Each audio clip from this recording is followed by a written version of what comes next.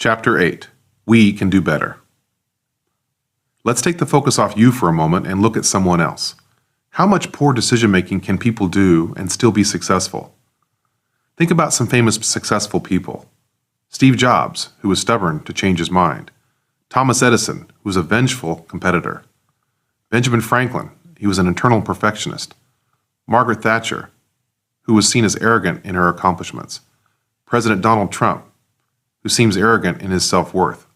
And even President Bill Clinton, who was somewhat a playboy. Successful people like these usually have one fatal flaw that creates poor decision-making, but they rarely have more than one. They may have bad marriages, they may be arrogant, they may have small regrets, but they almost never make bad decisions in more than one area of their life on their way to achieving great things. Only one. Why am I certain of this point, you may ask? The answer is simple. Poor decisions combine for a multiplier effect. They don't just add up, they multiply to create conditions that do not help you reach your goals. We cannot afford more than one bad category of decisions at the same time in our lifetime. Much like your car, you can handle one flat tire because you have a spare tire and you are back on the road in an hour or less. However, you cannot deal with two or more flat tires at the same time, as you will be off the road or wrecked for some time and certainly late to the party. The costs are unknowable but significant. Look at the people you consider successful and ponder their decision-making. I bet you will find one or fewer poor decision-making categories. If they're famous, TMZ or the National Enquirer likely have already found it. The good news is that we average Joes don't have to be perfect because everyone has a decision-making flaw, but successful people tend to have only one. So we must work toward reducing our decision-making flaws, not achieving perfection in decision-making. In fact, if we follow the decision-making rules and use the tools in this book, we can be less vulnerable to our biggest flaws that trip us up throughout our lives. More about President Bill Clinton. The 42nd President of the United States is fascinating from a decision-making standpoint. Bill arose out of small-town Arkansas in the 70s and 80s to become the most popular president in a long time. Yet he was his own worst enemy where tabloid gossip and women were concerned. Even in the White House, impeachment didn't sink him. Why? From early in President Clinton's life, he made amazing decisions about who he should know, and the connections to make and loyalties to build. He made a strategic decision to marry Hillary Rodham, as she was the breadwinner for much of his early career. Even in defeat as Arkansas governor for a second term, he made great decisions toward taking back the governorship that would lead to his credentials to be president. He chose the right advisors. All along, he made decisions that put people in the position to help him later and to overcome the problems he created for himself. He always chose the right words to cut the issue. Right or wrong, Bill Clinton was a cunning decision-maker in every area of his life but one, and that is why nobody could beat him, even when he gave them the stick to do it. Successful people aren't perfect. They just create dividends. Successful people are successful because they simply achieve the goals they set for their life at the time. The goals do not have to be enormous. Being happy can be the goal. Building the world's tallest building can be the goal. Having zero personal debt can be the goal. Being in the Pro Football Hall of Fame can be the goal. But when we set goals, we begin a series of new decisions, and we also inherit all of our decisions and results from our past.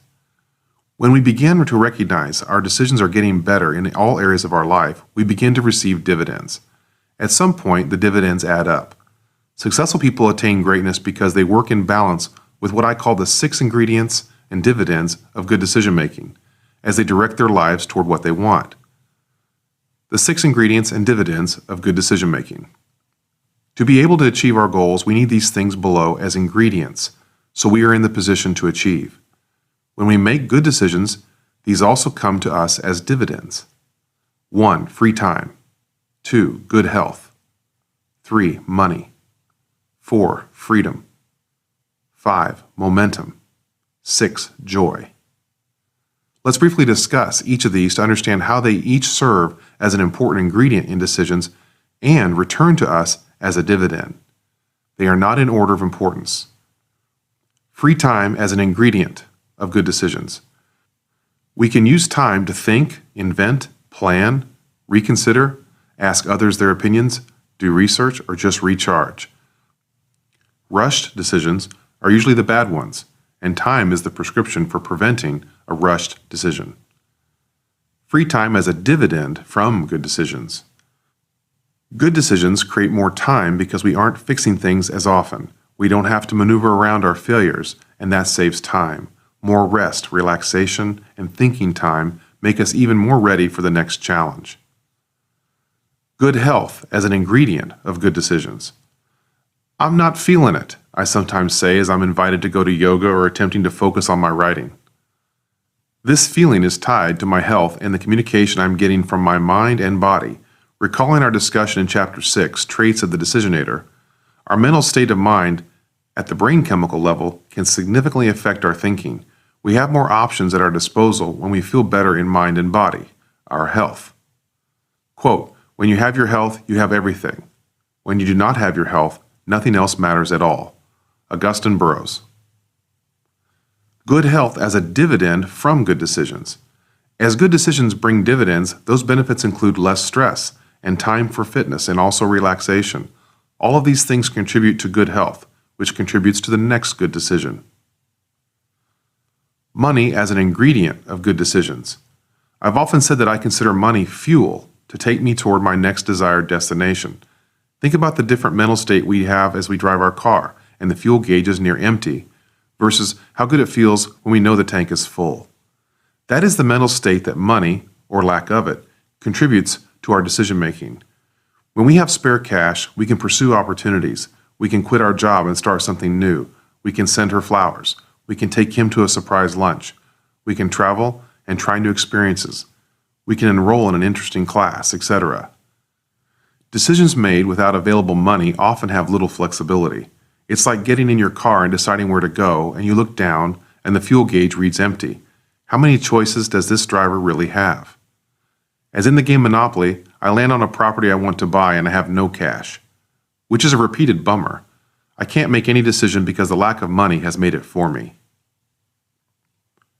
Side note, I never liked any game of Monopoly I ever played. I either loved it or hated it. Lesson number 1. I learned that without spare cash, I was just circling the board, rolling the dice, collecting $200, and avoiding the tax man and bad luck. To me, spare cash determined my options. If I had it, I rolled the dice with more gusto. If I didn't, it was a different game and less fun. If I smartly purchase a Monopoly property, I can then charge rent, maybe add a hotel or motel and stick it to my opponents, creating dividends for me. In real life, if I acquire more education, I am qualified for the better paying opportunity. If I choose a good partner, their talent and income combines with mine to create a better standard of living. If my purchasing decisions have been good ones, I have the credit rating to qualify for lower interest rates and bigger loans. In all decisions, money is almost always at stake because we are either going to make more or less money, and we are going to spend more or less money as the quality of the decision is revealed. Side note, I never liked any game of Monopoly I ever played. I either loved it or hated it. Lesson number 2. The first few rounds of a game of Monopoly set up the destiny of each player. While their landing spots are random, their decisions will begin to add up, especially as cash gets tighter. Like the baseball hitter, to choose to not swing, purchase something, is sometimes more valuable. The prestige of owning Park Place is not as worthy as owning cheap motels on Mediterranean Avenue. Through the rounds, players begin to see if their collective decisions will make them dividends. In the end, as the name suggests, there can be only one dominant player. That player is almost always the better decision maker, and I never liked watching my friends deliver a twisted smile as we all knew I was not winning that day. How your partner values and spends money can have an incredible effect upon a business or a marriage. I have friends whose spouses spend more money than they make, creating a make more, spend even more scenario. So, marriage dividends sometimes take years to be revealed, and unfortunately, they can have been liabilities all along. This is why big decisions make or break us. Money as a dividend of good decisions. Quote, "It takes money to make money." One of my favorite moments involves money coming back to me due to a good decision I made yesterday, last year, or 5 years ago. Often these are investments I have made in businesses or people or ideas, and something has progressed to create money that arrives as a dividend. Sometimes I invest in improving myself, learning something new, acquiring valuable expertise. When education or training gets you higher paying work, for example, the better income is the dividend. It took money as an ingredient to make progress, and the financial dividend is hopefully always greater than the original cost. One of my favorite illustrations is when a friend exclaims, "My spouse makes more money than I do." Their statement is proclaiming that they appreciate the financial dividend that is coming from their decision about whom to marry. It is good discipline to expect that money invested should return a dividend. When the dividend doesn't arrive and plenty of time has elapsed, the outbound money flow should stop. Money, is this freedom? In 2015, nearly half of U.S. households, 47%, say they spend all of their income, go into debt, or dip into savings to meet their annual expenses. If a typical middle-class household had to weather a period of joblessness without any income, they would exhaust their available savings within 21 days, the analysis finds. If that same family also cashed in all their retirement investments to get by, they would burn through those assets within 4 months. Generally, we are not making good financial decisions. Freedom as an ingredient of good decisions. Time, is this freedom? The percentage of full-time workers in the United States has dwindled since the recession began in 2007, but the numbers of hours they say they work each week has held steady at about 47. While 4 in 10 workers put in a standard 40-hour work week, many others toil longer than that, including nearly 1 in 5 who work a grueling 60 hours or more. That translates into 12-hour days from Monday to Friday, or into shorter weekdays with lots of time spent working on the weekends. Salaried workers, on average, work even more, with a full 25% saying they put in at least 60 hours per week. Thus, while workers earning a salary may enjoy greater income than their counterparts who are paid hourly, they do pay a price in lost personal time. For me, freedom is my overriding objective in life. I want to be free to do what I want to do when I want to do it. Freedom feels good. When someone asks me, "Do you want to go to this?" or "Check out this opportunity," if I have the freedom to say yes and explore, then I will be able to possibly improve my situation. Freedom is an ingredient of a good decision. However, if I am so constrained that I cannot do things due to a lack of freedom, I cannot participate in what's next. It's like being asked to open a door with your hands tied behind your back. A lack of freedom is frustrating. Yet, ironically, we usually can only blame ourselves because we designed most of our obligations and limitations via decisions. Freedom as a dividend from good decisions. The dividends of free time, good health, and money combine to create freedom. So freedom is a result of several dividends that come from good decisions. Here is a good example of a freedom dividend from education level. 39% of workers with a bachelor's degree worked from home on an average day in 2014. They were more than twice as likely as workers who attended college but didn't earn a bachelor's degree to enjoy this flexibility. Only 14% of high school graduates and 12% of workers without a high school diploma worked from home on an average day. That is freedom. Momentum as an ingredient of good decisions. Quote, "One way to keep momentum going is to have constantly greater goals." Michael Korda. Quote, "Momentum is an ingredient of good decisions. Success requires first expanding 10 units of effort to produce 1 unit of results. Your momentum will then produce 10 units of results with each unit of effort." Charles Givens. Pause and consider for you. What does momentum feel like? When do you experience it? Say, for example, you're having a great weekend and one nice experience follows another. Does that momentum result in noticeable relaxation? Similarly, you'll notice when the workday is cruising along without unexpected disruption, the day's momentum puts a positive light on the day. Momentum feels good. Interestingly, we feel momentum the most when the brakes are applied suddenly. As we lurch to an uncomfortable stop, we know momentum has ceased. Professional athletes get on a streak. Golden State Warriors basketball guard Klay Thompson set a playoff record with 11 three-pointers in Game 6 of the 2016 Western Conference Finals against my Oklahoma City Thunder. He single-handedly destroyed Oklahoma City with his momentum, and he finished with 41 points. Because he had momentum, the next shot was easier to take. That is the value of momentum as an ingredient in decision-making. It's not logical or strategic. It's a condition. One of the best ways to start momentum is to notice it. Give yourself credit on an hourly and daily basis for momentum you have created. People achieving weight loss goals create momentum on a meal-by-meal and exercise-by-exercise basis. It all adds up. So make momentum one of your ingredients. Momentum as a dividend from good decisions. When we make good decisions, we experience the dividend of confidence and we create personal momentum. It's validation that we are doing the right things. Momentum is an essential ingredient that affects what we will attempt next. Momentum should be used on the next decision.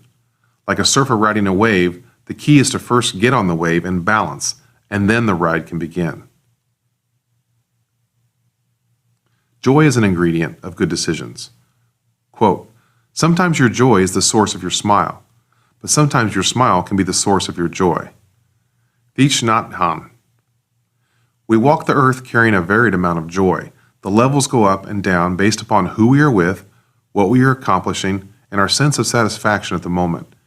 As an ingredient, joy serves as internal motivation to make a good decision. It's simple. We want more. We crave it when we don't have it. The most important thing about joy in a decision is the question, will this choice bring me joy later? If we are making a decision affecting someone else, the question becomes, will this choice bring them joy later? It is a human fact that we don't stick with things that don't bring us joy in some form. That is why joy is such an important ingredient. Joy is a dividend from good decisions. My grandmother's most joyful moment was listening for the family's happy delight in the wonderful meals she would create. The food tasted so good it was impossible not to make the point. Her cooking was fantastic. Our feedback created her dividend. It brought her joy. Our decisions, when revealed as good ones, create that same feeling. We are the cook, so we await word that what we decided was good. It is affirming, assuring, and fun to see positive results from our decision-making skills.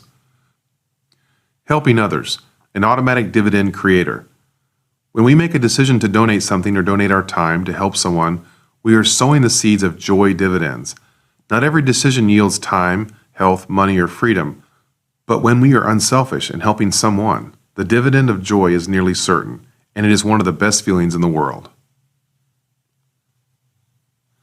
So we all make good decisions now and then, and we achieve dividends. Let's prove it by looking at a few of our own examples. Recognizing your previous good work is important. Personal exercise, my greatest dividends and the decisions that got me there. For me, I listed 5 of my best decisions and the dividends that I appreciate from those decisions. For example, number 1, finishing my college degree. The dividends for me were momentum and money. Decision 2 for me, marrying a good partner. Those dividends were joy and momentum. Decision 3, having children. Those dividends were joy. Decision number 4, starting my own business. Those decisions included freedom, time, and money. And decision 5, my commitment to staying fit. The dividends there are health and freedom. The importance here is to recognize that good decisions bring dividends. What are your best decisions, and what dividends can you think of that you're getting today from those decisions? Give yourself credit. As we work through this book, we want to raise our personal expectations that the majority of our decisions can be good decisions, thus increasing dividends.